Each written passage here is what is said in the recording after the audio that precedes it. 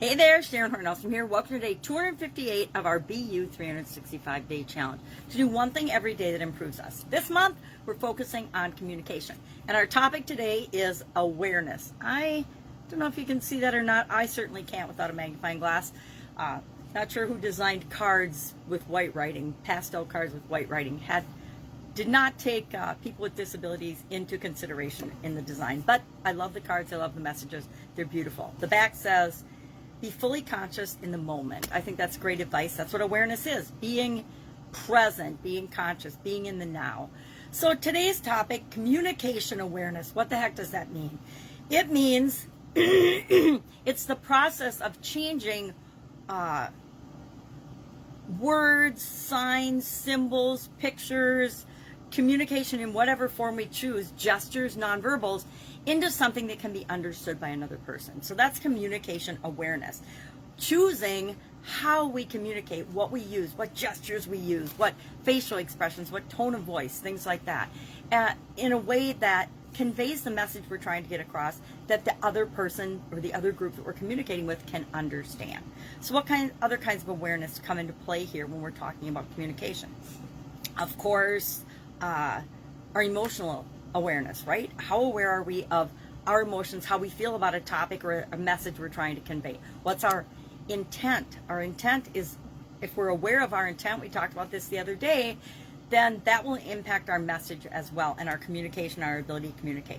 Self-awareness is another huge aspect of communication awareness, right? I listened to a bunch of hypnosis yesterday and last night about self-awareness. So we'll see today if I'm more self-aware than I was before or not. And if not, I'll probably continue to listen to some self-awareness hypnosis and do some other things that make me more self-aware.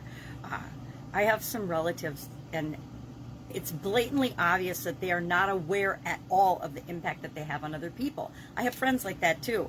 Some people just go through life oblivious to the way other people respond to them. They just keep doing themselves, which more power to them.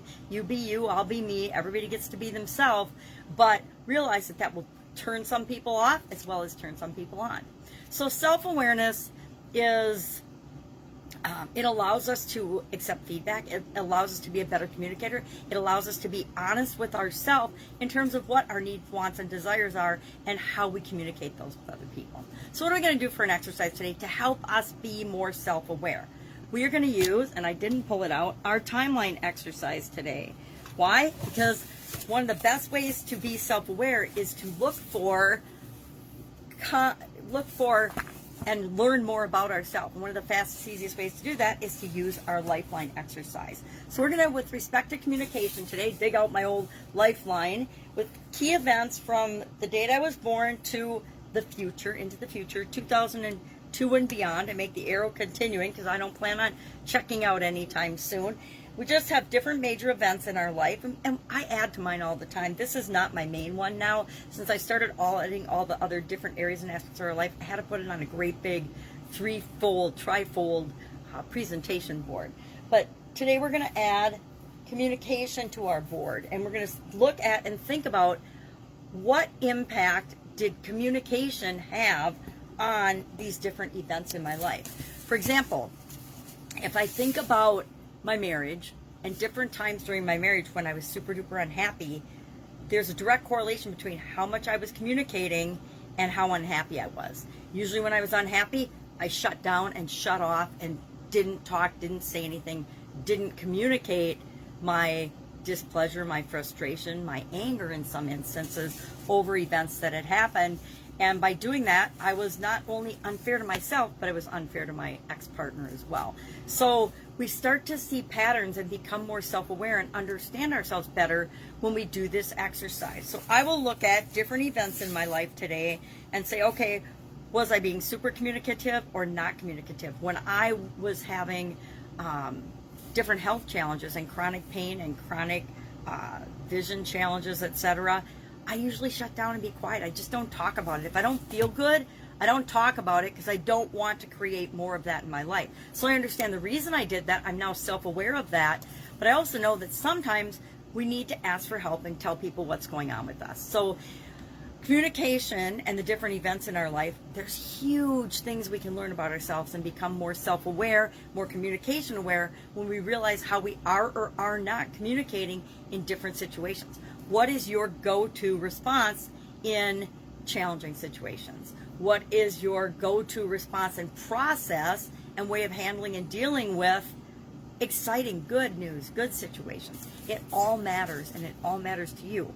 So today, our action item is to do our Lifeline exercise for the area of communication. Specifically think about communication and how aware you are of yourself as you're communicating.